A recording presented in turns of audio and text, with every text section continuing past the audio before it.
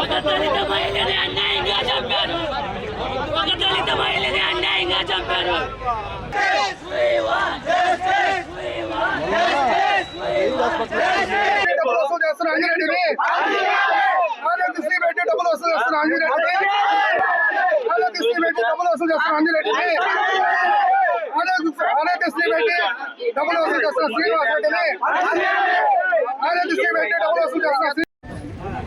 మొన్న 3 రోజుల క్రితం వచ్చినప్పుడు అయ్యే వాంతులు అది చెప్పారు.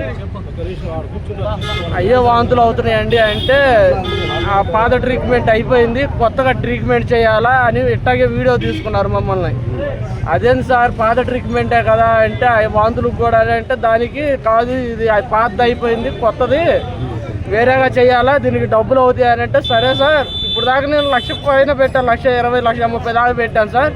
ప్రజెంట్ అక్కడ క్యాష్ లేదు, పిల్లలు చిన్నపిల్లలు సార్, నేను అమౌంట్ అరేంజ్ చేసుకుంటాను, మీరు ట్రీట్మెంట్ చేయండి సార్, నేను పంపేస్తాను అని డాక్టర్ గారితో చెప్పాను. డాక్టర్ గారితో చెప్తే డాక్టర్ గారు ఏమో దానికి ఓకే అండ్ తర్వాత ఏమో మెడికల్ షాప్ బిల్లు ఒకటికి డే బై డే మార్చి కట్టండి అని అన్నారు.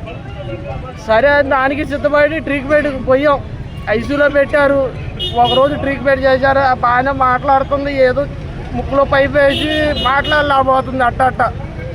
దానికి సాయంత్రం పూట ఏం చేశారంటే అన్ని మెడిసిన్ రాశారు. మేము డబ్బుల కోసం అని వచ్చాం. వస్తే ఆ డబ్బుల కాడ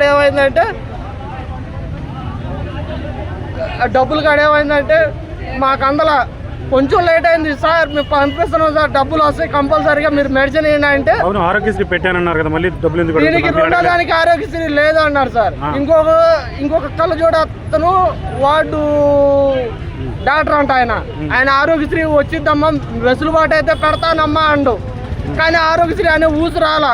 మా పేషెంట్ అమ్మాయి క్రిటికల్గా ఉందని మేము ఒప్పుకున్నాం, డబ్బులు కూడా ఒప్పుకున్నా కానీ వాళ్ళు ఆరోగ్యశ్రీ పెట్టల.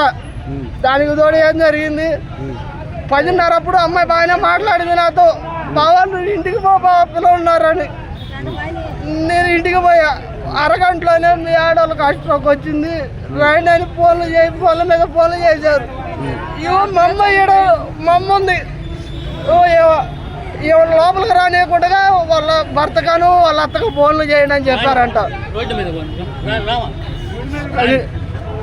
ఇక తర్వాత ఏం చెప్పారంటే అంతా బాగానే ఉంది, అమ్మాయి వెంటిలేటర్ మీద బాగానే ఉంది, రికవరీ అవుతుందని చెప్పారు. చెప్పినాక సరే అండి మేము కట్టుకోగలుగుతాం చూస్తాంలేండి అని చెప్పాం. అప్పటి నుంచి మెడిసిన్ కనీసం పావు గంటకోసారి పొద్దున 10 దాకా కూడా వాడుతూనే ఉండారు. ఇంత కష్టంలో మేము ఉంటే ఆ కౌంటర్ కాడ ఒక లావోటి అమ్మాయి ఉంది, ఆ అమ్మాయి స్లిప్ పట్టుకొని కిందకి మీదకి కాళ్ళు అరిగేటట్టు డబ్బులు కడితేనే వైద్యం చేస్తాం అన్నట్టుగా మాట్లాడింది. ఆ అమ్మాయి పేరు ఏమో కానీ లావోటి అమ్మాయి. ఇంకొక అమ్మాయి ఎర్రగా పొట్టిగా ఉండిద్ది, ఆ అమ్మాయి కూడా అదే మాట్లాడింది. అట్టా చేసి నా భార్యని వెంటిలేటర్ మీద పెట్టారు కానీ బతికైతే లేదు, రాత్రే చచ్చిపోయింది.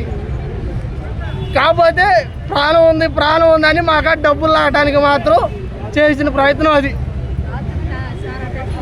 మళ్ళీ దానికి తోడు టెస్టులు రాశారు అన్నీ.